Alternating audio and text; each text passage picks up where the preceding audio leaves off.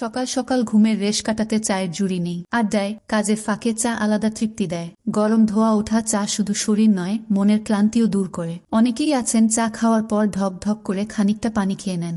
গরম চা খাওয়ার পর পানি খাওয়ার অভ্যাস ভালো না মন্দ তা নিয়ে অনেকেরই প্রশ্ন আছে। চিকিৎসকরা বলছেন গরম চা খেয়ে ঠান্ডা পানিতে গলা ভেজানোর অভ্যাস অত্যন্ত অস্বাস্থ্যকর।